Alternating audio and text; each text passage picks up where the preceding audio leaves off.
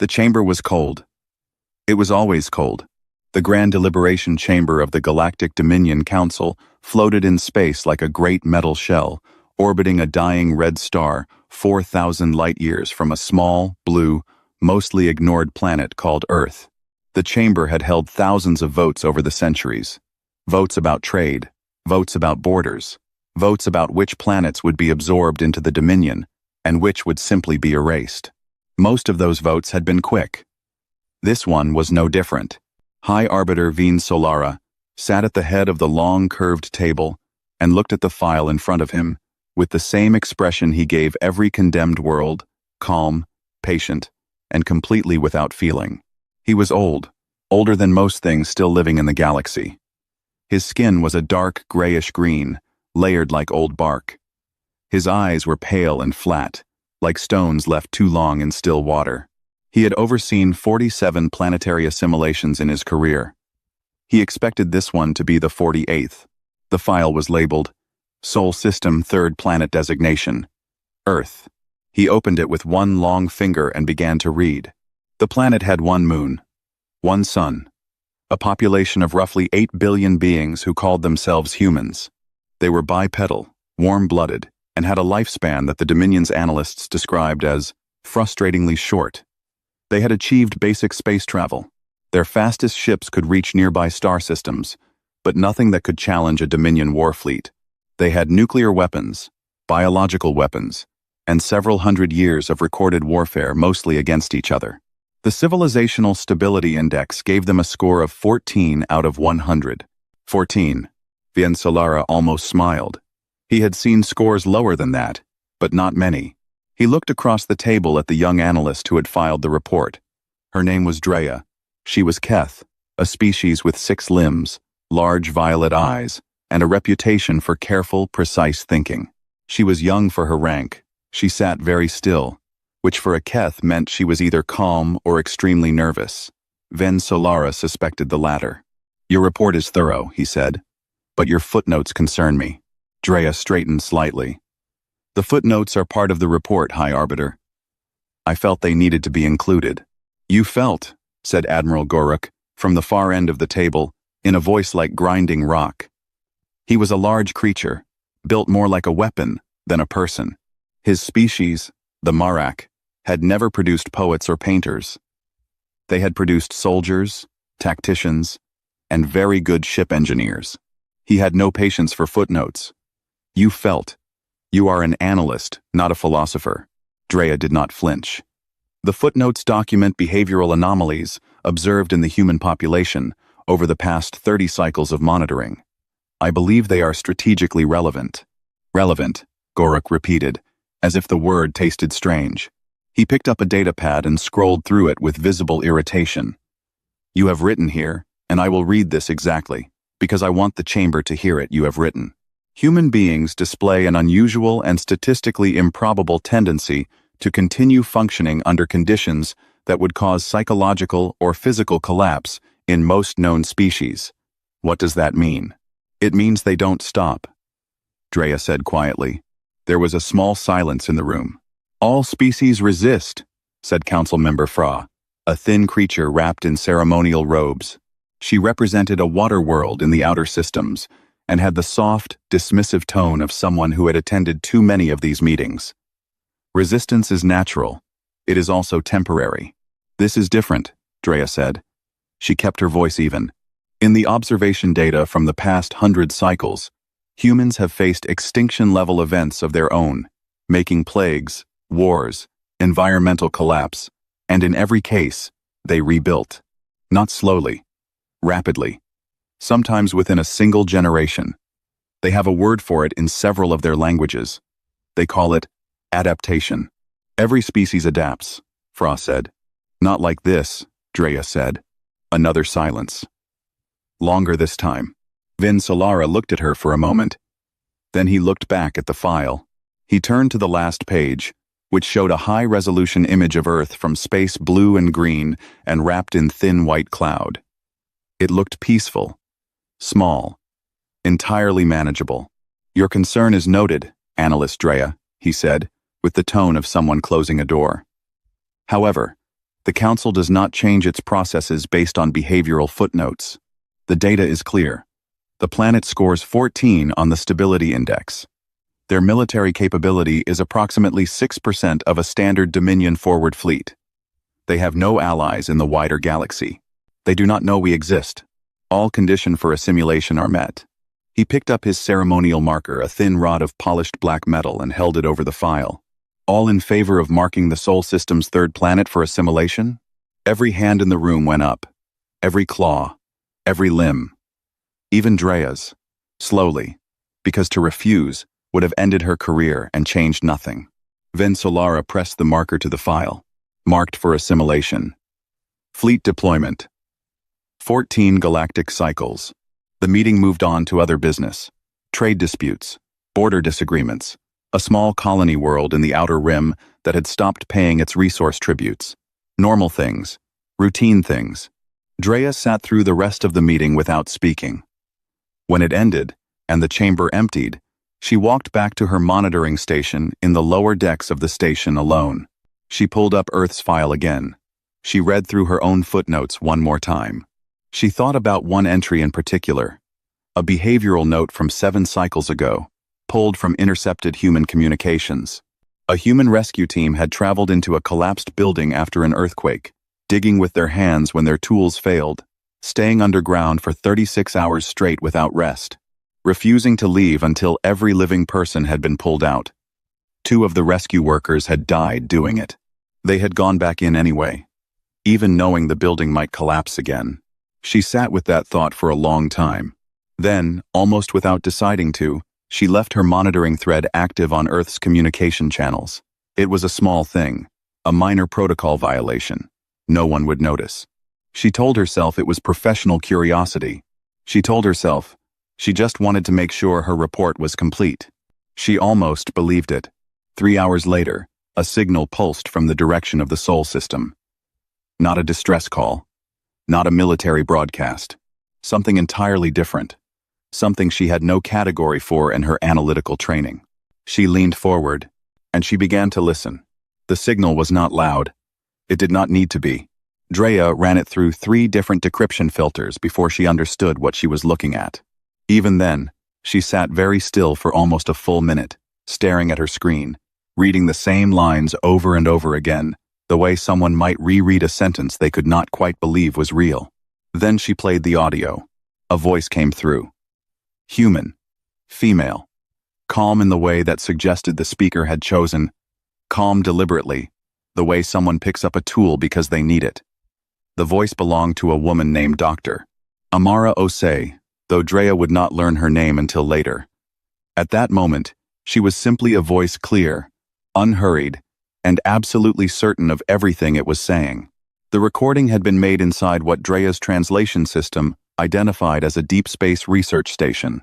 Helix Station, sitting at the very edge of the Sol System, as far from Earth as humanity had yet managed to push. Drea pulled up the station's coordinates. She had it in her files. She had marked it, early in her monitoring work, as a low-priority scientific outpost. Basic equipment, small crew, no military significance. She had been wrong about that. Dr. Osei's voice was explaining something. She was explaining it the way a teacher explains something to a student, not because the student is stupid, but because the teacher wants to make absolutely sure nothing is missed. She was talking about fleet movements, Dominion fleet movements. She named patrol corridors that were supposed to be classified. She described supply chain timing that was supposed to be known only to Dominion logistics officers. She outlined a communication relay system that the Dominion had spent considerable resources making invisible. She described all of it accurately. Almost perfectly accurately. Drea's 6 hands went cold. She played the recording again, this time with full analytical tools running alongside it, cross-referencing every claim against her own access to classified Dominion data, line by line, detail by detail. The supply chain timing correct. The patrol corridors correct. The communication relay positions correct to within a margin so small, it was almost insulting. Then Dr. Osei's voice shifted slightly. She moved from describing what she had observed to describing what she believed would happen next. She outlined the Dominion's standard assimilation approach, the forward fleet deployment, the communication blackout, the sequence of orbital pressure before ground forces were committed. She described it step by step, in order, with the correct timing intervals between each phase. Drea sat back in her chair. She felt something she had not felt in 20 years of intelligence work. She felt afraid. Then a second voice entered the recording. Male, quieter, carrying the specific, unhurried weight of someone who has spent a long time thinking about worst-case scenarios and has made peace with all of them. The translation system gave him no name yet. He would turn out to be Commander Idris Vance, the military liaison at Helix Station, former Special Forces, a man who had not panicked in over 15 years of service and did not intend to start now. He said, "We have been watching the watching," he said. "We noticed the observation probes approximately 22 years ago. We identified the monitoring pattern within 4 years. We spent the remaining 18 years learning from it." He said, "Every piece of technology you positioned to observe us, we observed back. Every signal you sent, we traced. Every gap in your patrol timing, we noted." He paused. When he spoke again, his voice was almost conversational.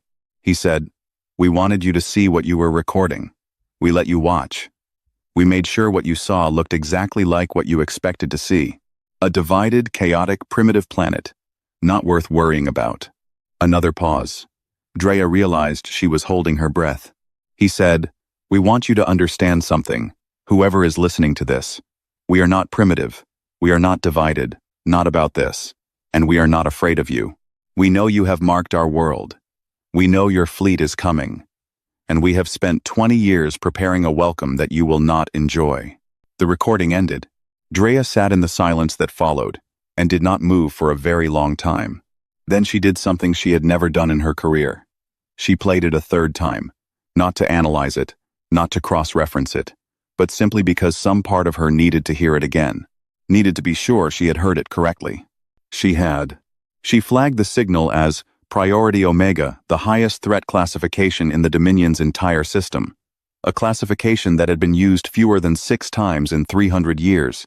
The flag would automatically pull the attention of the Council's senior security analysts, the Admiral's tactical staff, and Vensolara himself.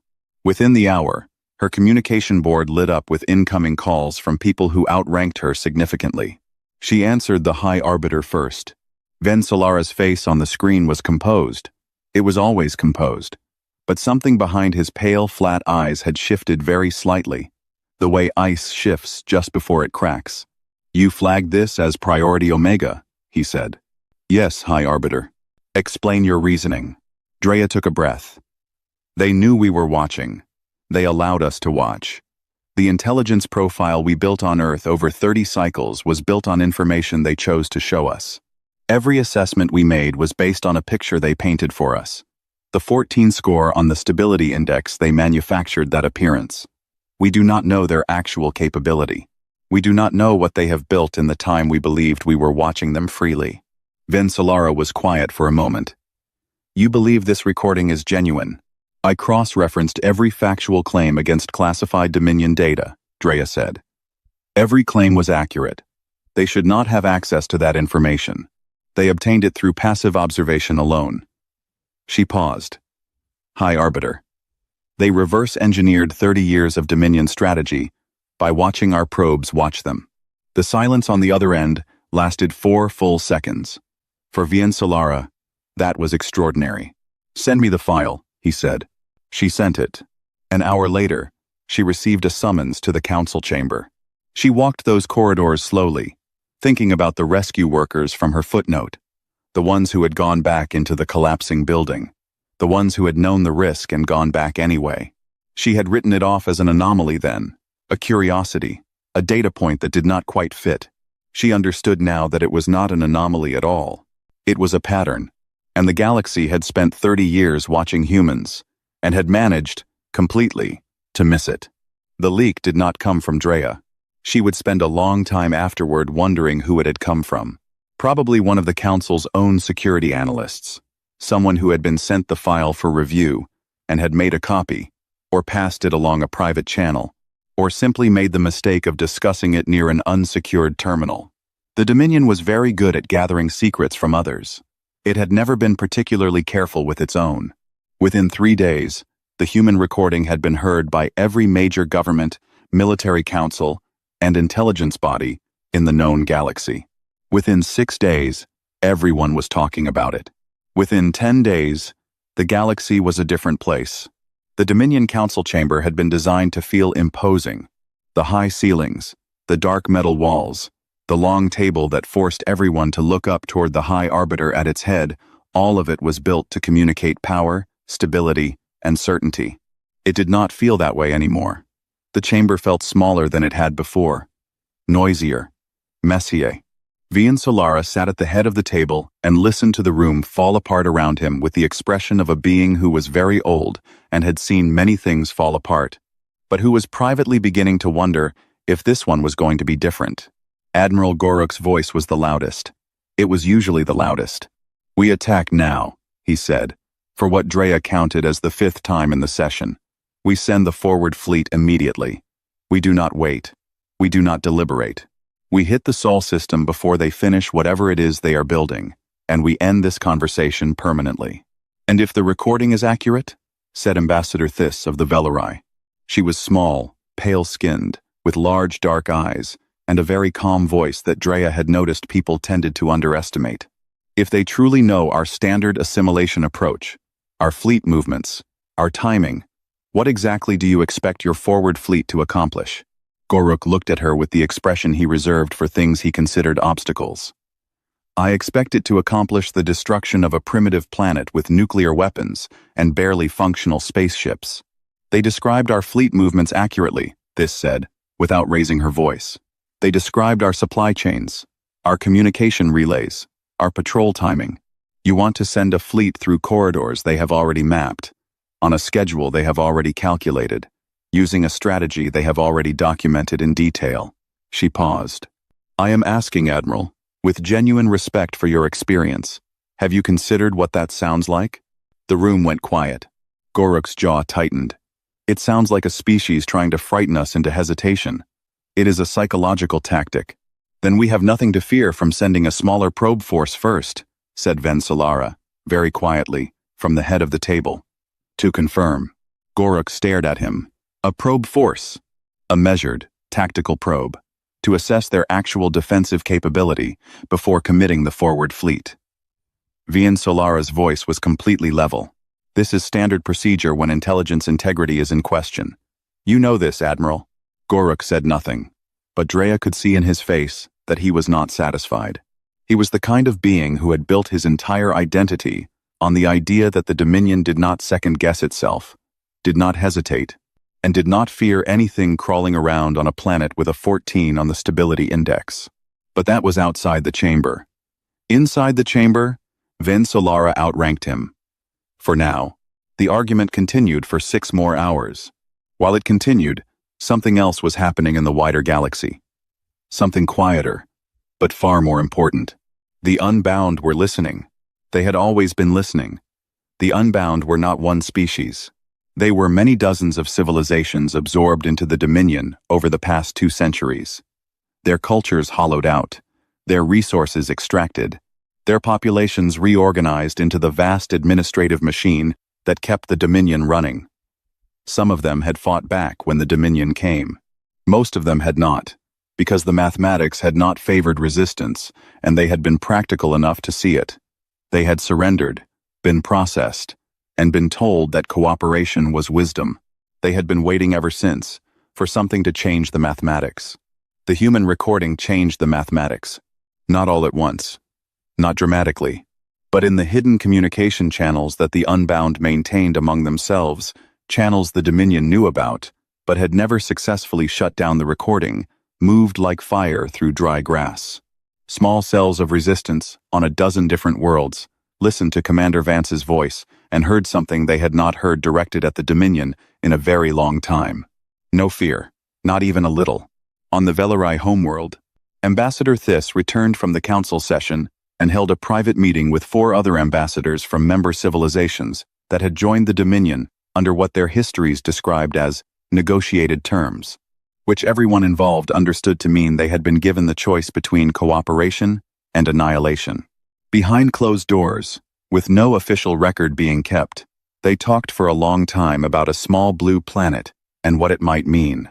Back in the council chamber, 3 days after This's private meeting, 2-member civilizations formally requested a suspension of the assimilation order, pending further review. This had never happened before. The Dominion's assimilation process had no formal mechanism for suspension, because until now, no one had ever requested one. The request itself was a crack. Small, but visible. Goruk saw it, and decided to act before it became something larger. He did not go through the council. He went directly to the fleet commanders under his authority. He told them this was a training exercise. He told them the probe data was sufficient. He told them that hesitation was weakness, and that weakness was contagious, and that the way to stop a contagion was to cut it out quickly. He authorized a forward strike on the Sol system's outer boundary. 40 warships. More than enough for a show of force against a civilization that still used chemical rocket fuel in some of its older spacecraft. He expected them to return within a week with a clear picture of Earth's defenses and, ideally, the ruins of Helix Station. He gave the order on a Tuesday, by the Dominion standard calendar. By the following Thursday, he had received no communication from any of the 40 ships. By the Friday, the silence from the direction of the Sol system was so complete and so absolute that even Goruk, who was not by nature a man given to unease, began to sit very still and stare at the communication board and say nothing for long stretches of time. Vien Solara did not say anything to him about the unauthorized strike. Not because he was not angry, his silence was, if anything, a more complete kind of anger than words would have been. He sat at the head of the long table in the cold chamber, and he thought about the human recording, and about the footnotes in Drea's report, and about 40 warships that had gone somewhere and had not come back. He thought about a species with a 14 on the stability index. He thought about how that number had been calculated. He thought about who had given them the data they used to calculate it. In the corner of the room, sitting quietly where she had been told to remain available for questions, Drea watched his face and saw the exact moment that Vien Solara, High Arbiter of the Galactic Dominion Council, began to understand what she had understood in her monitoring station 3 weeks ago. They had not been watching Earth. Earth had been watching them. Drea sent the probe in secret. She had no authorization to do it. She had no authorization for most of what she had been doing in the past 3 weeks, if she was honest with herself. But the council was paralyzed. Goruk had stopped speaking to anyone, and Vien Solara had retreated into a silence that was beginning to feel less like authority and more like something close to fear. Someone had to find out what had happened to the 40 ships. The probe was small, barely the size of a ground vehicle, designed to move without a detectable energy signature. She aimed it at the outer Sol system and sent it on its way, then sat back and waited 9 days for it to complete the journey and begin transmitting.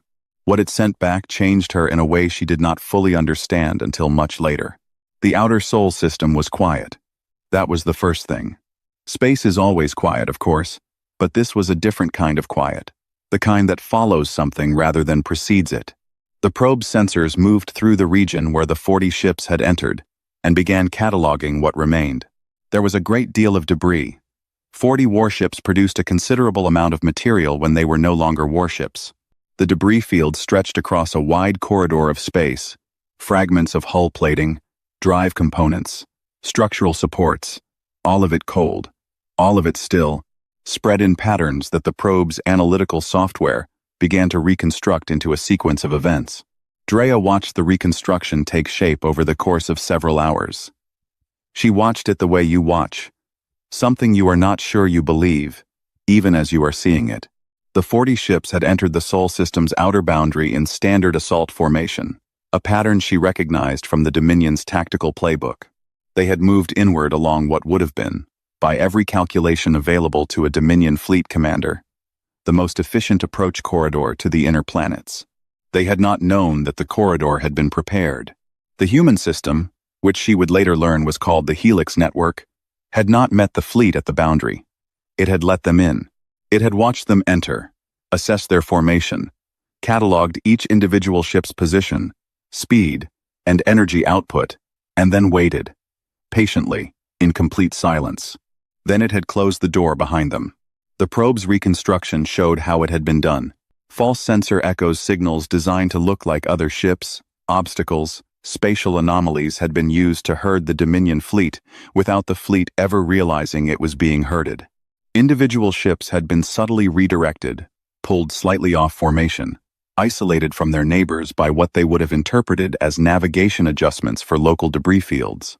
Within 4 hours of entering the corridor, the 40 ships had been separated into groups of 2 or 3. Each group was alone, surrounded by the vast quiet of space, unable to see the others, believing the separation to be temporary and manageable. It was not temporary. It was the point.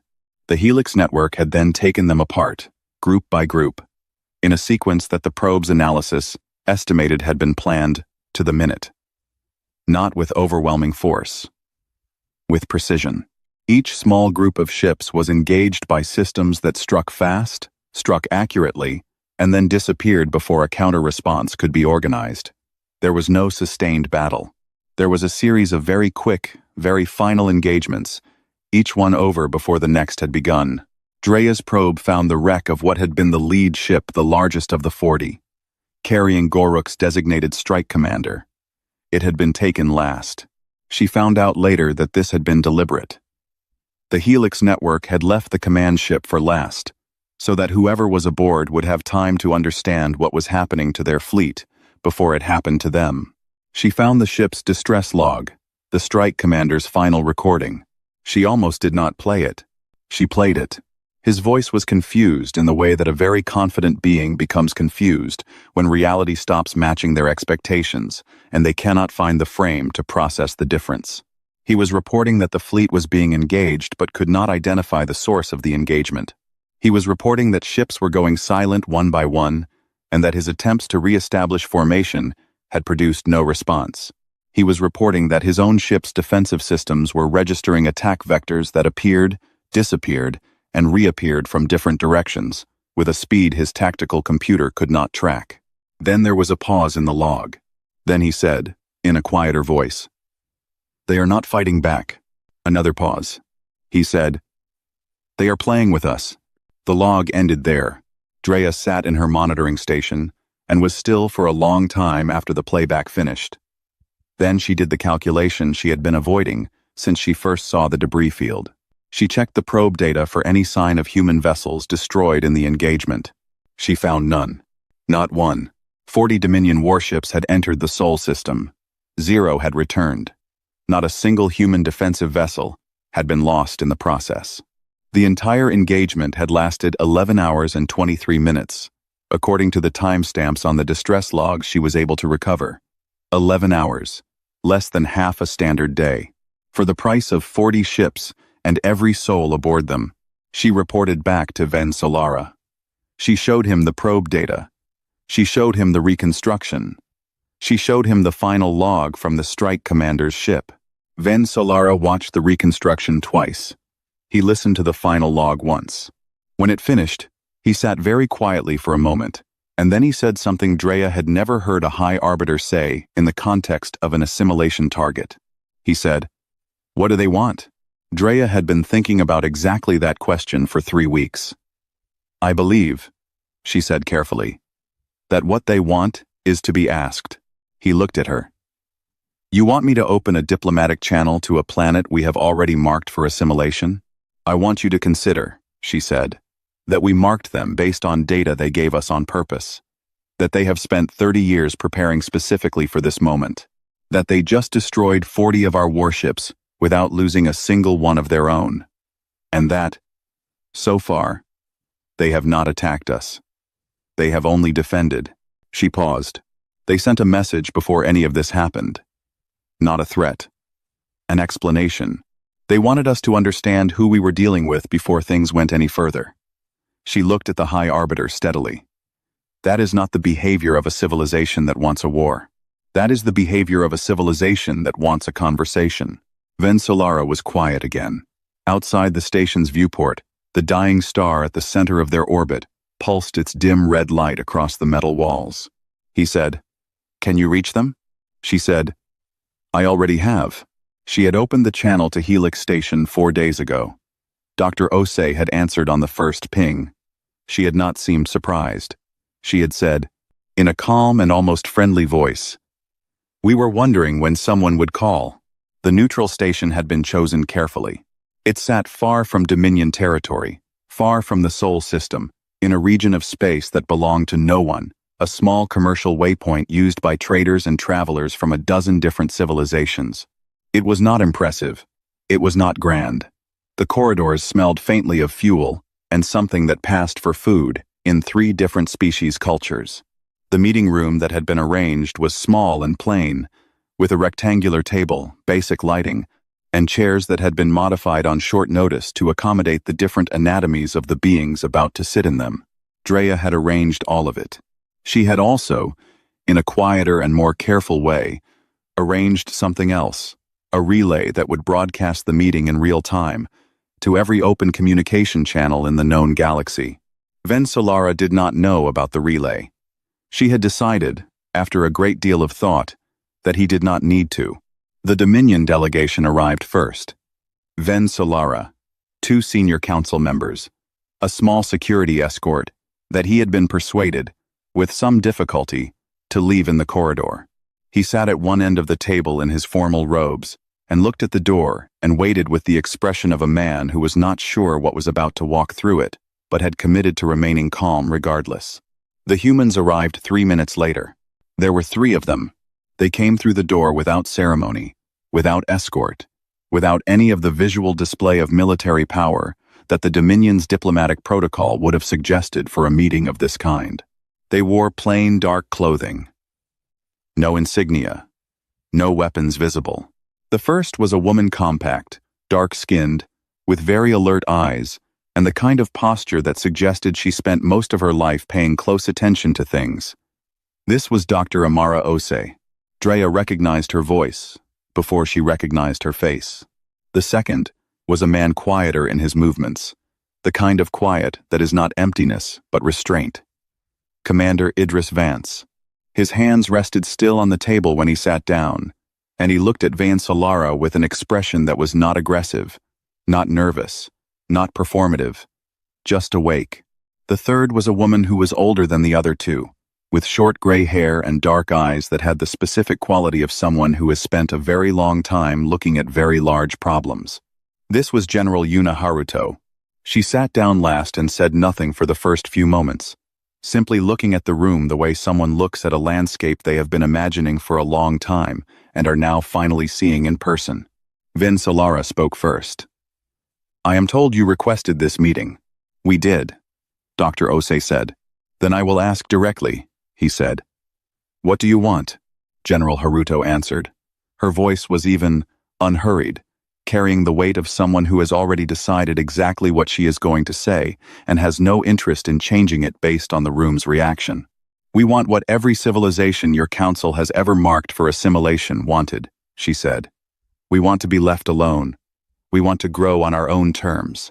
We want to make our own mistakes and learn from them ourselves, without someone deciding from 4,000 light-years away that our progress isn't moving fast enough to justify our continued existence." She paused. The room was very quiet. "We are not asking," she said. Vensolara's expression did not change, but something in his posture shifted slightly. "You destroyed 40 of our warships. They entered our system without invitation," Vance said. "We responded appropriately. You could have warned them off." "We sent a warning 3 months ago," Dr. Osei said. She tilted her head slightly. "You received it. Everyone received it. 40 ships came anyway." She let that sit for a moment. "We consider that a response to our warning." We responded in turn. Vensolara looked at each of them in sequence. Then he said, in a quieter voice, "What makes you believe we will accept this? We have assimilated 47 civilizations. We have the largest fleet in the known galaxy. You are one planet." General Haruto reached into the bag she had carried into the room and placed a small data drive on the table. She pushed it across to Vensolara. "That contains 3 things. she said. The first is a complete technical documentation of the Helix network, what it can do, how it works, and what it would cost your fleet to come at us again. We are not hiding our capabilities. We want you to understand them clearly. Veen Solara looked at the drive but did not pick it up yet. The second thing, Haruto continued, is a record of everything we have compiled about the Dominion in the past 30 years. Fleet positions, resource stockpiles, internal political pressures, financial flows, communication encryption keys. She paused. All of it. We are not threatening to release it. We are showing you that we have it. We want this conversation to happen between parties who understand each other accurately. The two senior council members exchanged a glance. Veen Solara's pale eyes moved to the drive and stayed there. The third thing, Haruto said, and her voice shifted very slightly, is a message. Not to you. She looked at Drea, who was sitting against the wall, officially present as a recording officer, officially not part of the delegation. Drea had known this part was coming. She had helped plan it. The third thing on that drive, Haruto said, is addressed to every civilization currently living under Dominion governance that did not choose to be there. It documents, in detail, exactly what we did and exactly how we did it. It includes our complete tactical analysis of Dominion military structure and where its weaknesses are. It includes a communication framework for organizing resistance. It includes technical specifications that could be useful to anyone trying to build their own version of what we built. She paused. We are not releasing it today. We are telling you it exists. And we are telling you that if any Dominion fleet ever enters the Sol system again, it will be released automatically to every channel we can reach. The room was so quiet that the distant hum of the station's air system was clearly audible. Veen Solara sat very still for a long time. He looked at the drive. He looked at the three humans across the table. He looked at them the way he had looked at Earth's file in the council chamber weeks ago, but differently now. Not the way someone looks at a thing they are about to process. The way someone looks at a thing they have completely misjudged and are trying to understand. He picked up the drive. The meeting was recessed for 3 weeks after that. There were arguments inside the council that Drea was not present for, but that she heard about through channels she had developed over many years in intelligence work. Goruk apparently spent the first week insisting that humanity had called a bluff and that the correct response was to call it back. He apparently spent the second week being very quiet. No one reported on what he spent the third week doing. Ambassador Thys of the Velarai formally proposed a motion to grant the Sol system protected independent status. The motion required a 2/3 majority. It did not achieve that on the first vote. It achieved it on the second, after the recordings from the neutral station meeting had finished circulating through every corner of the known galaxy, and 3 more member civilizations had quietly contacted the Council to express their preference for a peaceful resolution. 6 months after the meeting, the Dominion's official record for Earth was updated. The assimilation order was removed. A junior administrative clerk, given no specific guidance on what classification to enter, looked at the file for a long time and then typed in the only thing that seemed accurate based on everything she had read. Do not engage. Do not provoke. Do not approach. On the day the update was filed, Drea submitted her formal resignation from the Dominion Intelligence Corps. She had already drafted her application for independent diplomatic observer status. She submitted it the same afternoon. Her requested posting was Earth. The application was processed in 3 weeks, which was, by Dominion administrative standards, almost immediate. That evening, she sat in her quarters on the neutral station, looking out at the stars through a small round porthole. And she wrote in her personal log. She wrote, I have spent 20 years deciding which civilizations were worth preserving and which were not. I used numbers, indexes, stability scores, metrics designed by beings who had already decided what civilization was supposed to look like and simply measured each new world against that picture. I never once asked if the picture was right. She paused. She wrote, Earth scored 14 out of 100. They had wars. They had chaos. They had 100 governments that could not agree on anything. None of that was wrong. I just did not understand what I was seeing. I was looking at a civilization in the middle of becoming something, and I called it failure, because it was not finished yet.